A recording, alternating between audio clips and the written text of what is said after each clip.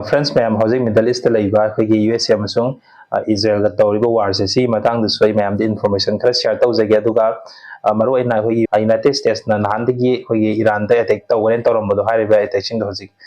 लेपख्रेनको last hour दा USA ने cancel तौखिबनेबा अदुगा मसिगी cancel तौखिबसे मसिगी मरम द सोई मैम दा शेयर तौजरके अदुना अहानबदा अइना मैम दा थमजनिंगिसे अखोगी ईरान दा ngасigi ओइना अखोगी मोसाद की स्पाई ओरंबा ईरान मचानी से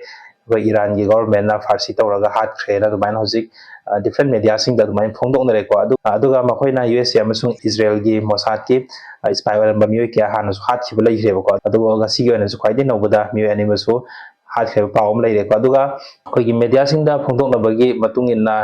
मरुइना ईरान मनुंगदा मोसाद की स्पाई यामना लैरिसे हाइदि फनियामसु हाले फाबसु लेप्तेदनको अदु मसी सुमसे हाइदि सुंगले लेप्तबिदा फासु फाइदुगा हाथपसु हाले अदगी अदु अनो अनो स्पाई क्यामस थोले एबा मसिगी मरम सिन मरु ओया कांदा अखोई ईरान मनुंगसे हौजे हौजे केनदि मयामसु दुम खांगे भाइदि वार तौबा मरम नादगी यूएसए दगी सैंक्शन से क्या अमा तौबना मरम ओया कांदा मखोई इकोनॉमिक प्रॉब्लम से हम लैयेबा अदुना प्रजा सिंगसिदा मखोई इजराइल गा यूएसए गा तौरा कांदा पैसा जे चाउ चाउ बिसिलगा दुमाइन स्पाई ओहन बनेबको सिमा लैरे अदुगा अनिसुबा मना अखोई यूएसए ना ईरान दा यामना चाउना अखोई सेकेंड वर्ल्ड वार की मतुंग ngasi फोबो ख्वाइदि चाउ एटेक अमा ओइगने काने धप तौदना डोनाल्ड ट्रम्प धप तौरगा तौहिबने भाइबदि ईरान दे अटैक तौरनी हंजिन हंजिन लेप्तबिदा ईरान जे पर लोइजल हालने काने हानदगी मुक्तना लाखिबदु ngarang si मान डायरेक्ट कैंसिल तौरेबको हारिबा स्ट्राइक तौने तौरमसे अदु कैंसिल तौखिबदा माना हारिसिना सिने अखोइना अटैक तौने तौरमबदो कैंसिल तौरे मसिगी मरमदि ईरान के अखोगी यानाबा म लैरे अदुगा अखोई पीस डील की अमुक वरी सारने हाइबने अदुगा सिगी मतंग सिदा मुका ईरान फोंदोरेसिना अखोइगा यूएसए गा पीस डील साइन तौब खतप करिगुम अम फुलैते माना ओइदबा ngangbने अखोइगा ओइनादि पीस डील की वफमसु लैते यूएसए ने करिगुम्बा वार तनिंगदि तारो अखोइगी मदुगी रिटालिएशन तौनबगी दमकता रेडी दे ऑलवेज अदुम रेडी ओइरबने दु गल्फ स्टेट ता लैरिबा गल्फ की कंट्री मैम से सिदासु इनर्जी इंफ्रास्ट्रक्चर मैम से सिदा अटैक तौरगा अखोइना थुगाइबा थुगाइरन हारिनेबको अदुगा मसिगी मतंग सिदा अखोइना सुम येंगबा याबदा यूएसए ना ईरान गा मखोइगी पीस डील अमगी वरी सारने यानबा पुरे गाइसे तसेंबगी डोनाल्ड ट्रम्प ना हारिबा पीस डील की वरी साबगी पोची ईरान ना याबो ओइतारदि डोनाल्ड ट्रम्प ना ngasi फावदा हजु फावदा डोनाल्ड ट्रम्प ना पीस डील की वरी सागदौरिसे करम मफुमदा सादोइनो हाबसी मागी मचिन दि फोंदोक लैत्रे अदु यूएसए की सरकार दगी फोंदोक लैत्रेबको सिना हजि एनालिस्ट ना हारजे हाबदी पीस डील अम वरी सागदौ ओइतारदि सागदौ मफमसी हागिदौने अदुसु हाइदे यूएसए ना अदगी अतोपमना पीस डील की वरी साबाइसे कना कना डेलीगेशन हाबदी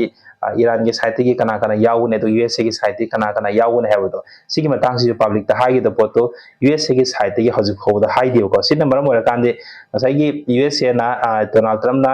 पीस डील की वरी साने खोकेन हाबसे मसि तसेंगना मसि ओइदब ngangu ओइगनिको अदुगा मसिदा मखोइना मसि अटैक तौरगदि मदुगी रिटालिएशन दा पृथ्वी दा अवाब ओइरकदबा अखोइ इकोनॉमिक प्रॉब्लम अदि एनर्जी सेक्टर दा अवारा पर लाखदो मैम मसि के खल्लगा यूनाइटेड स्टेट्स मसाना हंदोक्सबने दुमा एनालिसिस ने फोंदोएबा